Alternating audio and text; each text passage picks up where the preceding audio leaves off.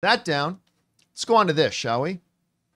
Probably the biggest explosion on the movie news scene, especially among genre fans of the past while, has been the announcement that Robert Downey Jr., number one, is coming back to the MCU, and number two is coming back as Victor Von Doom. A move that I am, despite what some other people may say, I think is absolutely brilliant. I think now it could go bad and it could be terrible, absolutely, but I think the upside potential of this, the narrative potential of this, the things this casting alone, the avenues it opens up and the doors it opens up for directions you can go story-wise are amazing. And I cannot wait. And the audience is going to respond. The audience is going to come out in droves to Doomsday Now. But how did this all come about? Some people believed it was like a very last minute thing.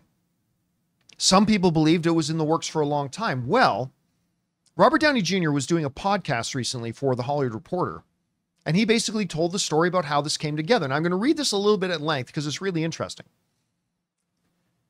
It says, Downey recalled the conversation between himself and Marvel Studios boss Kevin Feige during an appearance on The Hollywood Reporter's Awards Chatter podcast.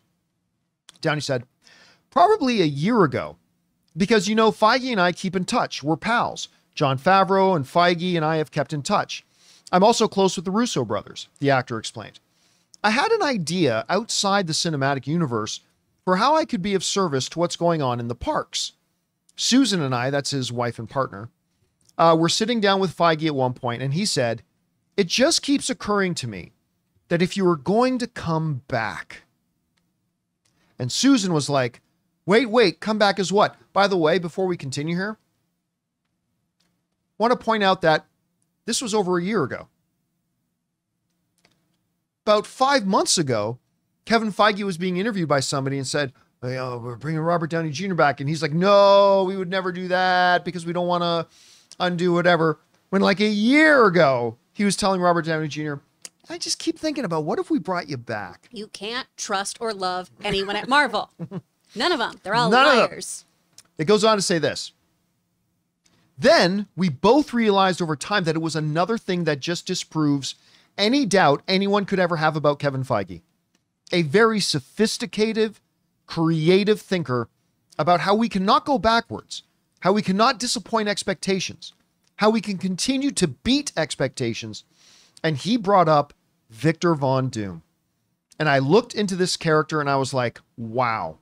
And later on he goes, let's get Victor Von Doom right.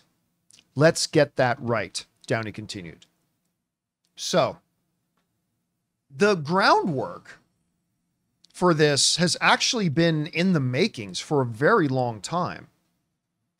I suspect that the groundwork for this started getting laid the moment the first news report came out about the arrest of Jonathan Majors. And we're not here to litigate the Jonathan Majors things, his innocence, his whatever. We're not talking about that. But it did put Marvel in a position through no fault of their own that they had a PR nightmare on their hands. And I contend that even if it wasn't for the PR nightmare, they had a failed experiment with Kang. Kang, that they had a full season of Loki, a second full season of Loki, and an Ant-Man and the Wasp Quantumania movie to try to get him endeared to the audience.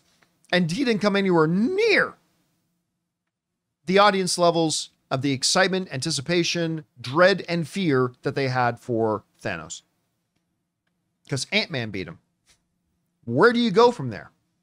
And so I think they had a big problem on several fronts, but it's really interesting to see that the first steps of this, at any rate, were set like a year ago. It's also not surprising to me that Kevin Feige, who has so famously been so passionate about Fantastic Four, that I think he's more excited about Fantastic Four than even getting all the X-Men characters. He reveres the Fantastic Four. A part of that, an extension of that, is revering Doctor Doom. And for him to say to Robert Downey Jr., let's get this right. Let's do this so good.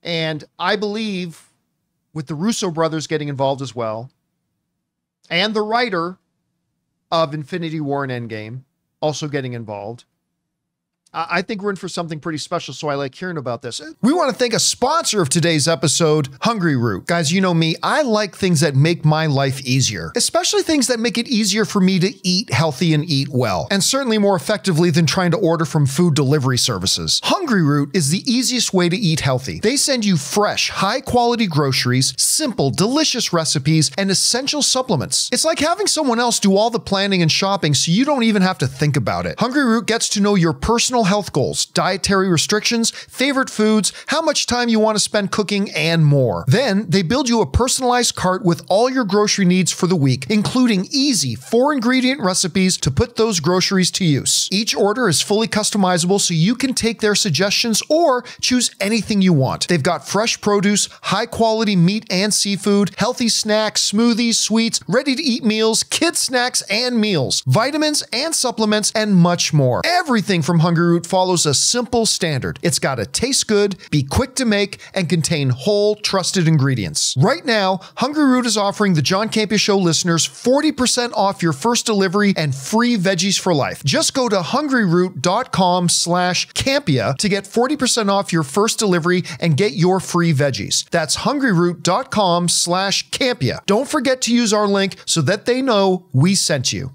Chris, the one thing that did surprise me, though, a little bit, I must admit, because you know me, I believe that whenever something gets announced, it was probably decided many months before that. But even I wasn't expecting Robert Downey Jr. saying, yeah, it started about a year ago. Like even I didn't. Now, who knows when they came to the final decision, but still, when you hear Robert Downey Jr. telling this story, what's your first reaction to that? And where do you see them going with this? I don't believe it. Dun, dun, dun, dun.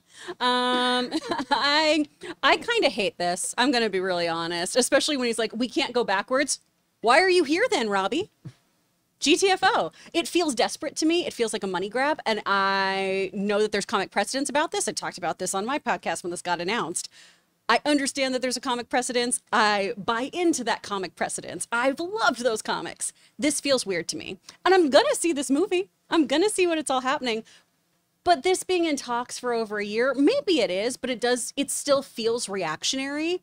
And this to me just feels like a very smart actor, producer soundbite of, no, this was always the plan. This was always the plan. This is what we were always doing. Kevin Feige, he's playing, 4-dimensional chess while you motherfuckers are playing checkers.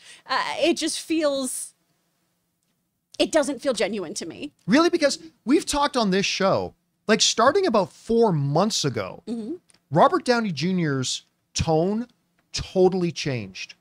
Like months ago, because he went from the Joe Rogan interview ages ago. It's like, no, I'm done with Marvel. But like 4 or 5 months ago, the tone of his interviews totally changed. We started getting verbiage like, I would go back to that in a minute. Or it's like, this is the most important thing to me in my life and blah. And we started talking on this show. It was like, sounds like, I gotta say, I reject the notion that good idea or bad idea, that's up for debate, and that we're going to see how that plays out. But I reject the notion that it at all resembles something that's desperate. You know what would have been desperate?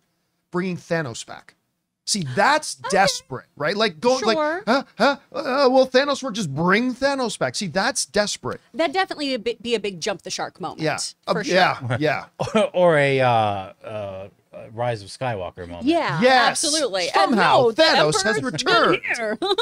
But I mean, doing something that nobody saw coming, doing something that caught everybody by surprise, and doing something that I think, again, to me, the narrative pathway, the possibilities of all the different directions you could go with something like this. Like we've talked about this before, that, in the whole multiversal aspect of things, what happens if like Robert Downey Jr. or Tony Stark's great-great-grandparents originally came over to America and they did what a lot of immigrant families did. They changed their names.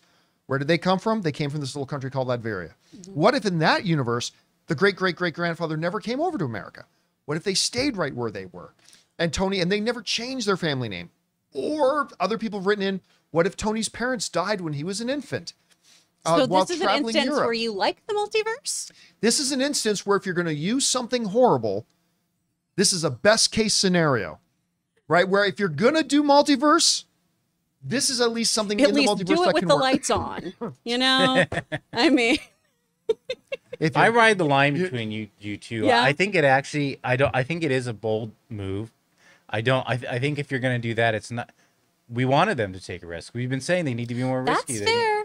So it falls in line, and then it's easy to be like, oh, well, this is such an easy. Really? Because it's not like you're bringing Iron Man back. That's lazy. You're Yeah. bringing Doom back, and now Downey has to channel into his amazing acting skills to be someone completely different that we no longer love but hate. Sure. I mean- narratively, it makes for an interesting thing. And that's how I lean this way. But then Sure. I also lean your way. Like, this could just be like a Mongolian. oh, it cluster could go F. I mean, wrong in so Yeah. many ways. And to be clear, I don't want it to. No. I hope Right, I yeah, go yeah, into the neither theaters do and I. I'm blown away, and I hope I'm just like, oh my gosh, this was the best use of the Well, multiverse. Yes. I think as we get more news about this, we'll have a clearer decision on, okay, you guys are just like, you're just taking the piss here. Or we're going to be like, oh, that's innovative. Oh, this is actually getting really interesting. That's the hope. And it does, it So- is more challenging too, to your point, that the Russos decided this is the way we bring back in RDJ. Because you could just have him, he's been the interface, he's been the Jarvis for other characters in different series. That's typically how he's brought back in comic books, and that's what I thought they were going to do. This is more challenging. It could be 5, 6, 7, whatever years from now. We're like, man, you know, when you think of Doom, you think of RDJ. And when you think of Stark, you think of RDJ. He could get that duality. I still really like that idea. We've mentioned on the show before the notion that the face of the man who was, in Captain America's words, Earth's greatest defender, is now the face of the man who is Earth's greatest threat. There's something kind of cool about that. And look, here's the thing too. There have been 3 Fantastic Four movies that have used Doctor Doom, and all of them have failed. I'm not saying they failed because Robert Downey Jr. wasn't Victor Von Doom. But I'm saying is, if you have something that has failed again and again and again, mix it up. Try something a little bit different. Again, that's why I say, I agree, this could end up being a bad idea. Yeah. Like 100%, I am not in any disagreement at all that this, while I'm saying there's like a million open narrative possibilities, there's also a million ways this could go badly. 100%. I just don't agree that it's a desperate move. I think it's more That's of a bold fair. move than anything else. Smart move? Maybe not.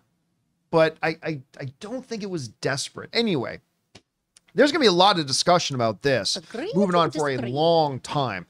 Question is for you guys. When is Doomsday supposed to come out, by the way? It's 2026, right? I just can't remember how far into 2026. Yeah.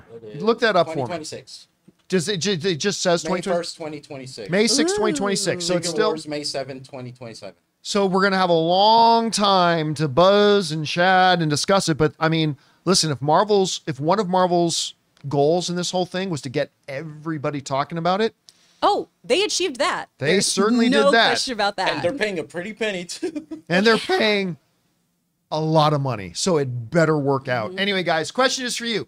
What do you think about Robert Downey Jr.'s little story here? And where are you right now? Like, I think there's a lot of us, myself included, that how we perceive this whole situation is going to evolve between now and 2026. I think that's true of me as well. But wherever you guys think right now, jump down into the comments section below and let us know your thoughts. Hey guys, thanks so much for watching this video. Make sure you like the video, leave a comment, and subscribe to our channel. And don't forget, we have a daily podcast called the John Campea Show Podcast, available on Apple Podcasts, Spotify, or your favorite podcasting app of choice. Go and subscribe to it today so it'll be there when you need it.